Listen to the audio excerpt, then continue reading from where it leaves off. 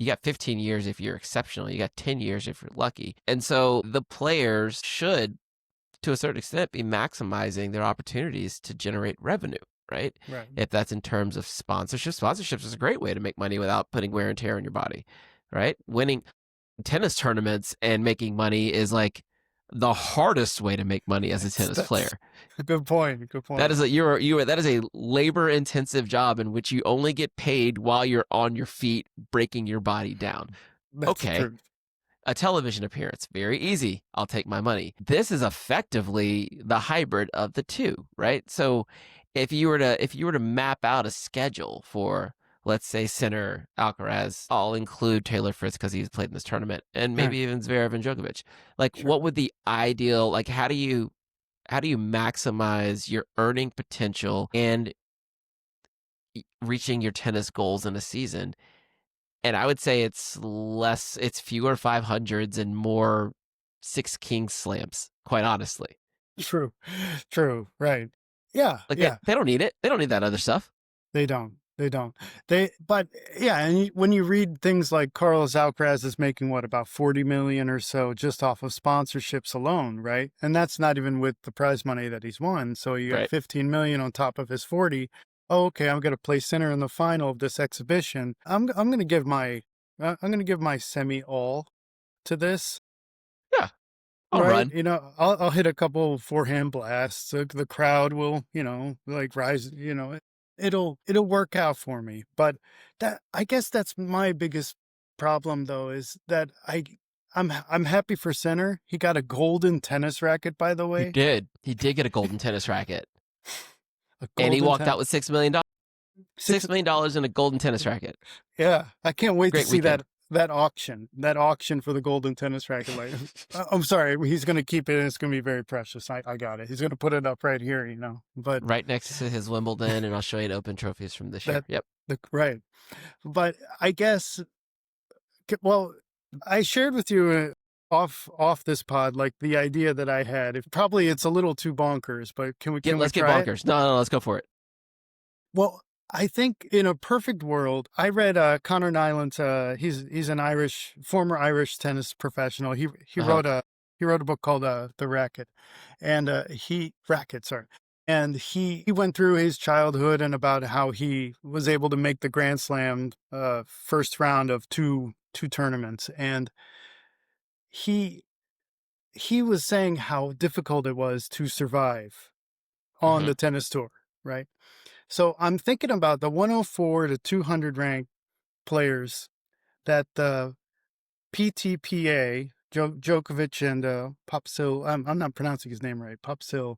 I always Vashik, call him Popsicle. pop. I Yeah, know how to say it, and you yeah. took it from me. You stole the I did. the pronunciation from me. Well, Pospisil. thank you. Pospisil. You got it. Thank you. So they have this organization that's trying to give players a little bit more empowerment. I get the original intention, but can this be an opportunity for them to bring? Okay, yeah. The idea was that you give 6 players from 104 to 200. You give them an invitation to join this tournament. And I'm thinking, let's also have the top players coach these players. Okay. Okay. How do you feel about wait, What's the tournament? What's the tournament that they're no, joining? this is still 6. Yeah, let's It's run it 6 all kings. the same. 6 king slam. You can even call it a slam. And just think about it. You got this one guy, let's say his name's, I used Benjamin Hassan. He's from Lebanon. He's like Okay. ranked 170, 190 around. It depends on the week. So you got this guy, and he knows that he has a chance to join this exhibition. And he watches a television program, and he's just grinding. He wants to pay his team too, just like Zverev, right? He wants to Mm-hmm. pay the people around him what they're owed. And so he's watching the TV, and he hears his name. He's like, "Oh my God, I get to go to Riyadh, and I get to go play a tournament." Sorry, not a tournament, an exhibition. An And exhibition. An event. An event. Call it right, an event, Credit now. yeah. And I get to be coached by Novak Djokovic, or I get to be coached by, hey, bring in Nadal, bring in Federer. Let's see how they feel about it. I mean, like, you could bring in legends to coach these guys who are about to get a payday that is more than they've ever made in their entire career, prize money wise, in tennis. If you market that correctly, it's worth it, because I feel like most people who watch tennis would understand, I got it. These six, they need the money. And they're going to work their butt off to get as much money as possible in this event. That would be something that I feel is a little bit more valuable than Okay, I'll watching take that. Alcaraz and Sinner I'll take practice. that, and I'll also raise two names for you. All right. Valentin Vachereau, Terrence Ottman. Okay. Two guys both ranked outside of the top 100 who were able to make very deep runs. Obviously, Vachereau won the Shanghai Masters event. Terrence Ottman semifinaled True. Cincinnati this year, right? So, True. um, it's for me when we start talking about guys who are ranked 104 to 200, it's Hmm, not a question of skill for me. Those guys can hmm, play. Like hmm. anyone inside the top 300 can play. If you're inside Right. the top 200, you're damn good.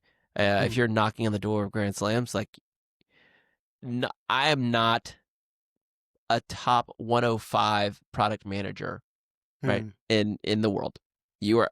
Maybe you're a top 100 writer in the world. I don't know. I don't know, but maybe we'll check the New York Times bestseller list. Maybe you're not, but No. but that doesn't mean we can't earn a living, right? True. The problem here is Hmm, that we're talking about players or people who are really really good at their job, but there is a very finite window for people who can be considered entertainers, and this is an entertainment sport, right? The Wimbledon draws 128 players. It's not 300 players, right. right?